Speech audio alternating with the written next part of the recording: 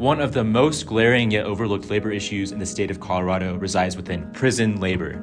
After the Civil War in 1865, the 13th Amendment abolished slavery, except as punishment for crime, which created a loophole that enabled prison labor nationwide. In 2018, Colorado voters passed Amendment A that eliminated Colorado's exception clause.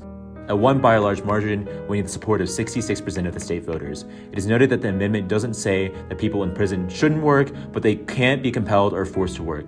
The passing of this amendment made Colorado the first state to ban involuntary servitude through the exception clause. The Colorado Correctional Industries, or CCI, was created in 1976 and currently operates as a prison labor division within the Colorado Department of Corrections and provides work experience and job training for incarcerated people. CCI's existence and policies are historically rooted in the exception clause of the 13th Amendment to the U.S. Constitution. The passage of the Colorado Amendment A in 2018 struck the exception for the slavery and involuntary servitude for those convicted of crimes from the state constitution. Despite recent legal reforms, incarcerated workers in Colorado still face dangerous jobs, low wages of 13 to 38 cents an hour, and exploitation.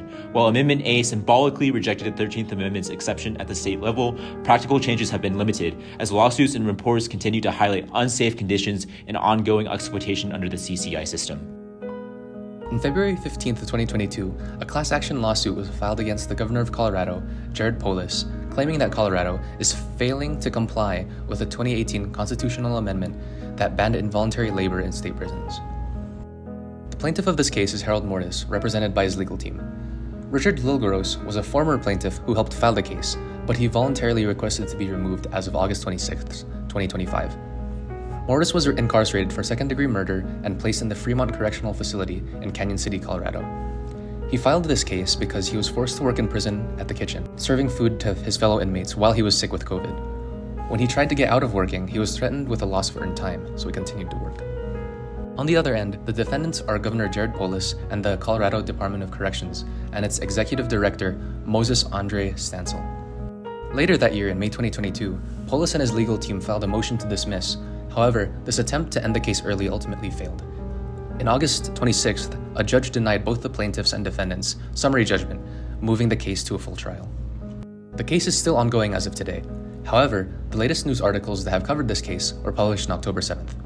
According to the Courthouse News, an American news service primarily focusing on civil litigation, a bench trial in which the judge makes the verdict instead of the jury was scheduled to run through October 17th, but no additional information on that settlement of the case has been released since then. So why does this case matter? The future of prison labor in Colorado will be heavily impacted by the decision of this case.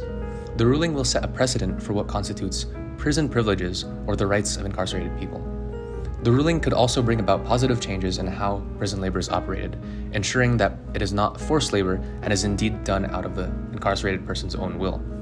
This will also help reduce the incarcerated people's mental and physical health issues aggravated by forced labor.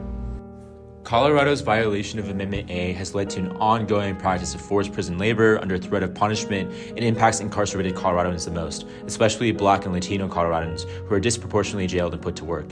Their families and communities are also negatively impacted, with prison labor policies reinforcing cycles of poverty and deepening existing racial and economic disparities. Mortis v. Polis arose because Lilgoros and Mortis argued that the Colorado Department of Corrections is violating the letter of this law by forcing incarcerated people to work under threat of losing privileges, being placed in isolation, or adding time to their sentence. Aside from restricting punishment for not working, protections on earned time could be implemented, preventing the loss of earned time if an inmate is sick and cannot work, because currently a common punishment for not working is taking away earned time. However, one would still not earn time off sentence during their time when not working. This would not only allow incarcerated people who are sick to recover from their illness, but also to prevent other incarcerated people from getting sick, potentially to the extent that they cannot work either, leading to better health outcomes across the board. Incentivize their voluntary work by increasing their payment to acknowledge the benefits of their work. Higher productivity for incarcerated people would then allow them to afford necessities, send money to support loved ones, pay restitution and court fees, and prepare for release. Additionally, stronger regulation and oversight in prisons could be installed in order to ensure that prison rights are acknowledged and that anti-slavery laws like Amendment A are enforced at prisons so that no one is forced to work against their will. Educating incarcerated people on how to file grievances and enhancing accessibility may also serve beneficial to hearing about injustices in prison. To achieve this stronger regulation, a two-pronged plan should be put into place. Currently, every 5 years, an advisory committee made up of law enforcement officers, 2 county commissioners, a public defender, a healthcare provider with experience in jails, and an advocate assess prisons' compliance of prison standards. So firstly, prison policies and protocols should be subjected to an additional mandatory review and approval by a panel of experts in prison ethics, including academics, researchers, lawyers, and legal advocates. Secondly, state prison ombudsmen should be hired to do regular inspections, at least annually, in addition to the current assessment of every 5 years, in order to ensure Amendment A is upheld.